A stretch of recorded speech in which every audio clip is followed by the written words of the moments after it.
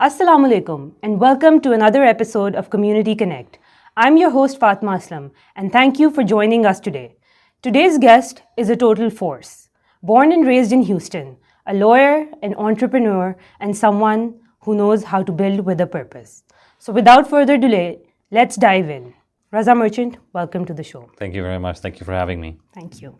Raza, you've achieved many things in your life, but without law, without any titles, who was Raza Merchant growing up? Take us back to young Raza growing up in Houston. Oh, wow. That's a very good question. I think I was a free-spirited child. Growing up, exploring the world, kind of no different than I think a typical immigrant in Houston or in the United States. Me as a child, I guess, I was very curious. I think I was one of the people who wanted to always find out a lot more about things, and I think that's why I became a lawyer, because I like to find out about things. So I think that's what I was as a child. So Raza, you've been involved in several entrepreneurial ventures. Tell us about that. When did you start? What were the early ventures that you were a part of? Sure. So one was actually before law school. I was a partner in cell phone stores. That venture didn't end up the best, and so that's kind of what led me into law school. I've been a part of them I've been, and before that in family businesses. So for the past, I think 20 years-ish, I've been semi-entrepreneurial. I always feel that, entrepreneurial, either people have that seed in them or they don't. So I'm very curious to know where you got, that entrepreneurial drive from. Was it from your family growing up? I think my family. My father was an entrepreneur. He's also a professional turned entrepreneur. And so that's probably why it was in my blood to kind of do it. I won't lie, I did get away from it for a while. I did work in jobs in between. Don't get me wrong, I haven't been an entrepreneur throughout, but somehow it called me back. What was those early lessons that you may have learned, from your entrepreneurial growing up, from your entrepreneurial background, from those early ventures that you kind of carried forward with you in your life? Well, that's tough. I think there's not one single thing that started from the beginning. I think the journey is everything that's happened. It's over time. I mean, there's not one specific thing from then that I maybe hold on to now. I think it's a culmination of things, to be honest, to be here. It's time and learning, not one single lesson, I guess you could say. Okay. And what, you obviously then went on to law school. Mm-hmm. And so I'm curious to know what drew you into law. Got it. And, where did you end up going to law school? Got it. So what drew me in is while I was in between, when I was kind of getting out of that cell phone store venture, I had a bit of disputes, right? So we were going through the contracts. It happens a lot, disputes with other parties. And I became friends with actually a lawyer who was my elevator buddy. And we would be in the same elevator in the same building. We'd run into each other. He was at the suite, maybe 3-4 suites down. We started talking. I would ask him questions about contract law and things that I was going through. He'd give me answers. And he was kind of the one who kind of piqued my interest, because I started really looking into contracts and law and how it affected my business. And that's what kind of led me to go to law school. For law school, I graduated from University of Texas at Austin. And How was your time at law school? Oh, it was amazing in the sense. I mean, of course, it's grueling. The first year is hazing, as you know. Right. It's you have to be on really I think refine your study skills and analytical skills your first year. But overall, it was after the first year was done and you got over that little hump, then you get to take the courses you like, things that interested me, why I went to law school, and so those were very fun for me. So Raza, you've actually worked in a few different cities, right? Yeah. So I wanted to know, what was your experience like? Why did you work in the cities that you did? And, what was it like working in different cities, and how those experiences, how do you carry those experiences with you? Yeah, no. So Austin, I worked in Austin. I worked in San Francisco. I actually did a stint in Dallas too. And of course Houston now. But, each city has a different area of the law they focus on. Austin is kind of tech. You see that a lot, so this kind of law is kind of around there. And Austin was where I went to school, so that's why I wanted to go there. When you're young, I think it's a very fun young town to be in. But San Francisco, I think, has an amazing tech vibe. If you like tech law and you want to work with these big publicly traded companies, And you get to work on very sophisticated legal work. I was part of M&A team over there in San Francisco. And so you get some very sophisticated, cool things that you get to work on. So that's kind of the difference. And how I brought that here, well, a lot of it was potentially inapplicable because when you come in, you're working for larger clients, bigger cases, and when you start your own, it's definitely going to be smaller cases. And so like a lot of the law that you may have studied before doesn't really apply to small business. But I think the work ethic and the and the skills that you learn in general are very much applicable to learn quickly to kind of, it's the same section of the law, just a different area, right? So was it a conscious choice to go work in different cities, or was this just something that happened? Something just happened. So yeah, it was just something that happened through connections and recruiting. It happened. So, and of course, I did want to explore different areas. San Francisco, especially, right? It's known for being a really good place to build a career.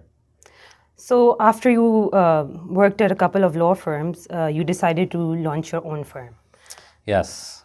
Yes, and I want to know more about that. When did that thought come into your mind? How old were you, and what was the process like? Wow. So I was somewhere in my 30s, but to be honest, it was more of a decision for personal reasons. Okay. Not really. So I think being an entrepreneur is something that, yes, you're born with, but you can easily get sidetracked from, I think. When you are working at a job, it is very comfortable to stay there. You do get used to it. And quite frankly, at one point, I thought I would never be an entrepreneur again. When I was working my jobs, I really didn't think I'd ever go back to it. I was enjoying myself. I was working on very sophisticated things, had a good earning, so I was not thinking about it. Maybe later, but not at that time. But it was a very tough decision, I won't lie. I was like, career, do I go back to family? I ended up choosing my family. So when I came back, I was kind of pushed into entrepreneurship, to be honest. Again, I was like, you know what? And it all worked out. So the first thing, when you moved back, the first thing you started was your law firm. Yeah. And, at that time, what was going on in your head? Were you nervous? And I guess what motivated you to take that step and bet on yourself? Oh, I've done it before. Yeah. I've thought about, I've done it before. I knew I could do it. So tell us about, the early days of setting up the firm. What were the challenges that you faced, and how did you overcome those? Oh, 100% is you're learning a lot of things new. No matter how much because I had been practicing for, I think, about 5 years at that point. So I think the challenges in the beginning were learning a lot of those, the business of law, right? Because there's actually a business to it. You have to run it in that type of manner as well. So I think there was a lot of challenges in terms of wearing all those hats and getting it up and running and getting clients. I can't, I wish I remembered my first client. I probably should, but I remember getting that first client. It took some time. It took maybe a month. So Raza, when you did start your law firm, what area of practice did you start with? Business law, solely business law. So that's what I did all throughout before. And you've been called an entrepreneur's lawyer. Yeah. So what does that mean for your clients? Oh, well, because I have been an entrepreneur who's not a lawyer, and then I am still an entrepreneur. I have side ventures as well, apart from the law firm. So I kind of think I look at things from a different lens. What's your actual liability? What's your, actually I learned it in one of my, another previous firm I worked for, where there was a client who, it was cheaper for them to pay the penalty than to file something on time, because it's just how large they were. Right. So it's just kind of like learning a conscious decision. Do I sometimes comply with something that's arbitrary, but there might be a fine associated with it, but is it cheaper for me? And kind of like, what's the dollars and cents? And so I think I look at things from a different perspective, because I've been there on that side. Depending on the size of your business, what's your risk profile? Of course, I could give you the most fancy agreement that will protect you. That'll cost you a lot of money, but do you need that? You can do something maybe. We don't need to go with the Rolls Royce. We're okay with the Toyota. That type of stuff.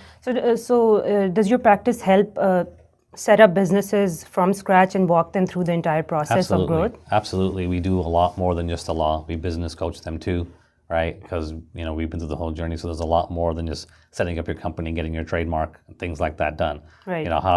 We have a lot of international clients, how to open a bank account.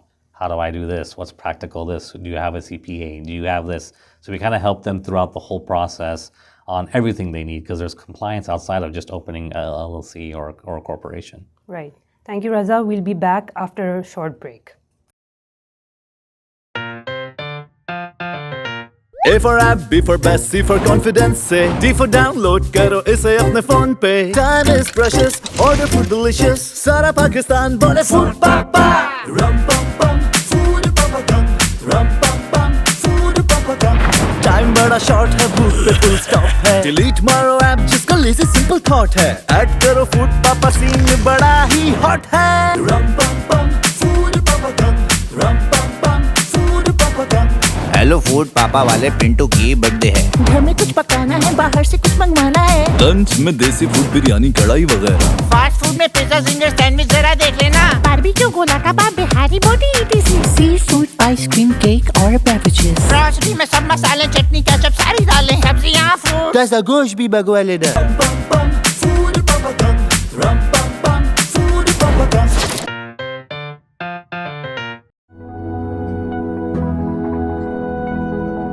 The State of the Economy business event brought together business leaders, professionals, and community members for an engaging discussion on today's economic outlook.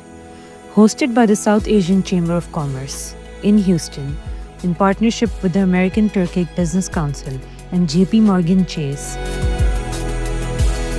The event focused on key topics like interest rates, inflation, labor trends, and the real estate market. Coming into the year, obviously a new administration. I think the market sentiment was that this is going to be a very constructive year. I think the consumer was obviously looking very healthy. A team of speakers from JP Morgan, including commercial banker Kulsum Meghani, shared valuable insights and took questions from the audience during an interactive question and answer session. Hi, my name is Kulsum Meghani. I'm a commercial banker for JP Morgan. I think everyone is very eager to hear kind of what JP Morgan has to say, right? To wrap up, President of the South Asian Chamber of Commerce, Raza Merchant, thanked everyone for being part of the conversation. I'm Fatima Aslam, and this is Community Connect on Hum News.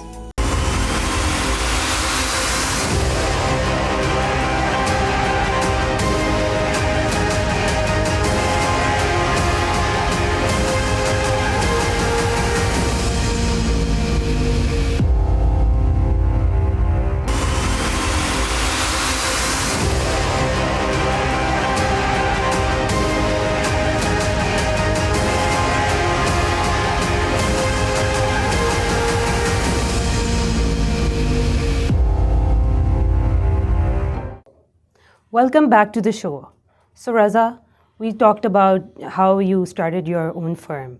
So I want to know, what are common mistakes that you see new business owners make? And if there's somebody today that's starting their business, what would you advise them? If someone was starting a business, I think you need to know what you're doing and I think the biggest mistake is actually not planning, not having a business plan. Most people think they can wing it. And while you can, to a certain extent, some people have more skill than others in this. So I've seen people very successful without a business plan, but trust me, having a map of where you want to go is so important. It's like driving a car without putting the destination in your navigation. No one does that. You need to know where to go, right? Unless you've already been there multiple times, then you don't use directions, right? So I think having a business plan of what you're actually trying to do for 5 years is super important. Map it out.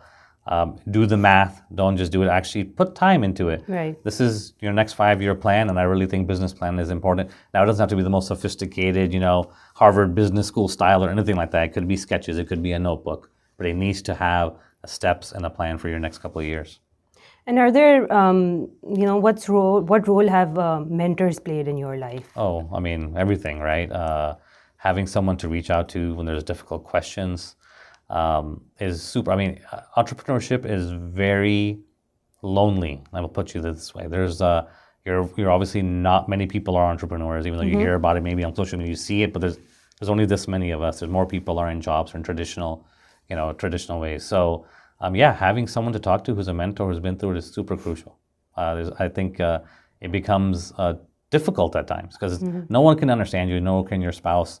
Nobody can understand what you're going through because you're constantly hunting when you're an entrepreneur, right? Versus instead of focusing just on a task, if you're working somewhere, that's a smaller piece of a big puzzle. So I would say it's super crucial. Right. Thank you for sharing those insights with us. But I'm actually curious to ask you, I know that you practice in immigration law as well. And currently there's a lot of uncertainty in the climate. So I just want to get a sense from you of what's going on, what kind of issues are your clients facing and what your firm does to help them. Sure. So I'll take it one step back. We kind of started more immigration law because of the business side. Actually, we did a lot of investor visas and things like that. So it was more on the business side. It kind of grew more into the personal side. Of course, after the recent election and then now the change of administration, there's a different way of enforcement. So as a practitioner, first of all, you have to keep very much up to date because things that were happening yesterday might not be happening today. And there's a lot of uncharted territory. So we are helping a lot of people who find themselves in such positions where maybe decisions of the current administration have affected them. And of course, we try to represent them as best as we can and whatever remedies they may have. But some of it is also people being proactive. That where there's more fear, I would say. So you have a lot of people who are saying, I have a green card. You know what? I didn't think about citizenship. Let me go ahead and do that. Just because of the enforcement that's happening by the current administration, you're seeing that anyone who's not a citizen and green card holders or below there's different enforcement, so people are being cautious, and so we are figuring out ways to help them achieve whatever status they're looking for. Right. And I already know this, but I want the audience to know that how can an immigration attorney really help you strengthen your case? Absolutely, right? Because there could be even a simple form as a marriage sponsorship form. People think that you can just submit whatever's on the list and you're good enough. Well, no, there has to be, first of all, there could be things in your story that you don't think are important that we know in the law is important, so we need to point it out and then explain it the proper way, right? We've had cases where a spouse got into a medical residency program somewhere else.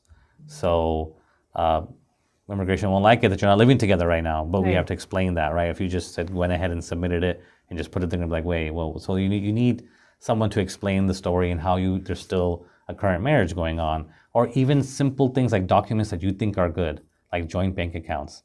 Just having a joint bank account's not good enough. Are there transactions in there that prove that you're married? And that's for me to look at. Most clients will just put things together and send it, but it doesn't tell the story that needs to be told. And so that's our job. Definitely. I think an immigration attorney can, completely change your case in a positive sense.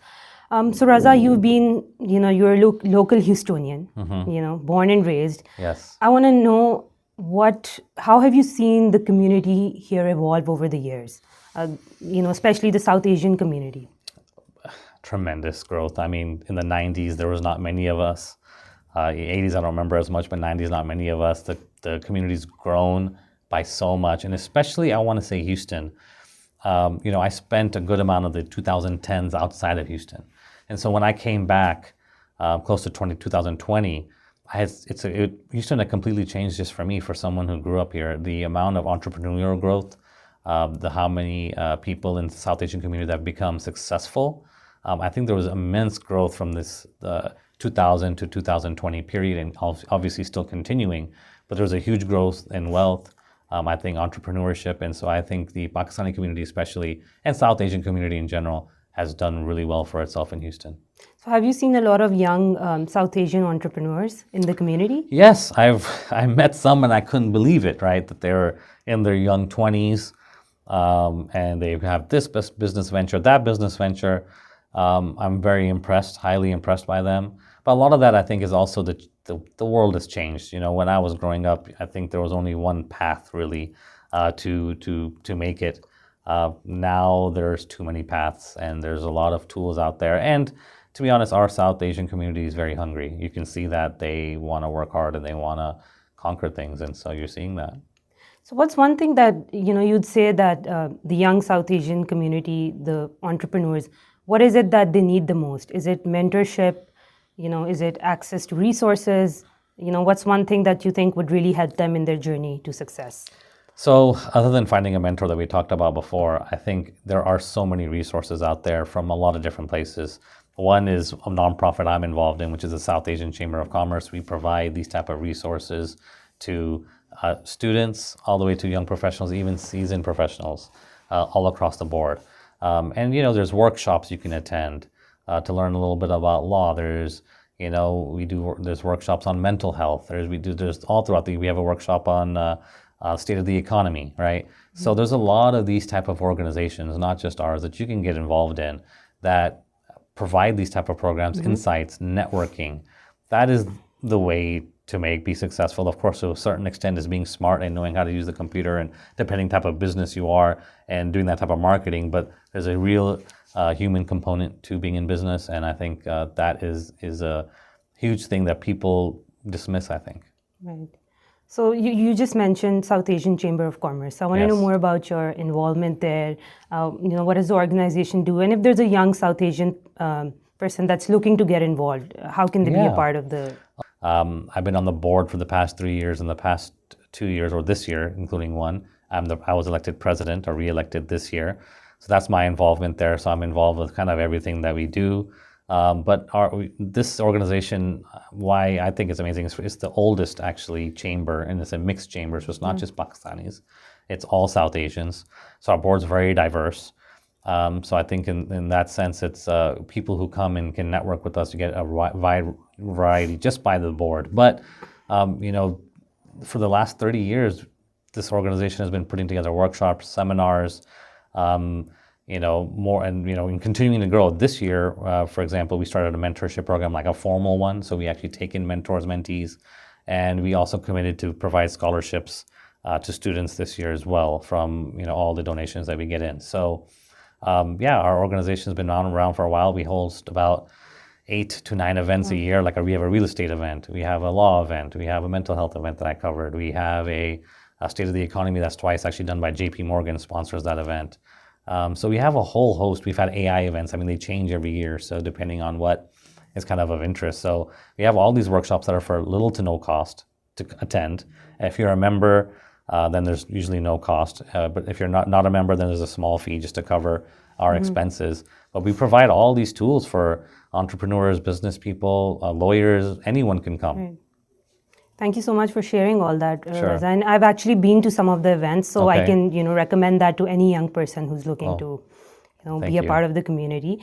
So Raza, you've achieved a lot in your life. How do you stay grounded? Oh, well, it's easy. I mean, I think you do. I mean, I think it's being humble and knowing that there's still a lot more to do. I mean, I think, I think as being an entrepreneur, once you really get into it, you're never satisfied. Right. There's always more, right, to do. More things to conquer. So I think that's what kind of keeps you going. I think being humble is important. I think being conscious about it, because when you become successful, it can go to your head, and I think that ultimately is not what you want to happen, right? You should do whatever, don't forget where you started and where you're from. I think is very important. Yeah. Definitely. And, if I ask you, is there, a principle or a quote that, describes how you lead or how you look at leadership? Within your own law firm, you're also involved, as you said, in initiatives outside. So, so actually, this was something that motivated me throughout a lot of my career. Just from the beginning, from childhood, actually, up until now, whenever I think about things, so I'm a big sports person. So I've been following, obviously Michael Jordan since I was a kid. And one of his quotes is what I really, really say to myself every time. I don't know if you've heard it. It's, I need to remember it now exactly. It's like, never say never, because limits, like fears, are often just an illusion. That's amazing. Yes. So Raza, finally, please let us know, what do the next 5 years look like for Raza Merchant? The next 5 years, I think, as an entrepreneur, you want to reach to I think every entrepreneur wants to reach to a point where they're able to build a certain type of business that becomes on autopilot, right? I think that's what most entrepreneurs go for. That's why people go for it. Most people are mistaken. They think that when I become entrepreneur, I can have some time for myself. It's actually the opposite, but there are ways to build it. So I think the next 5 years for me is not only professional growth there. I think there's giving back to the community. That's why I'm involved with South Asian Chamber of Commerce. That's why I brought the mentorship and scholarship program here. It's kind of about giving back to the community, giving back to young entrepreneurs, students. So I would say that's my next 5 years is a mixture of growing the enterprise to where I would want it to be, where my vision is, and at the same time, continue to do the civic work that we do. Thank you, Raza, for taking out the time and for sharing your inspiring story with our audience. Sure. Thank you for having me. Thank you. Thank you so much for joining us today. I'd like to thank Hum News for giving us this platform and also to all our sponsors. See you next time with a new episode and a new guest.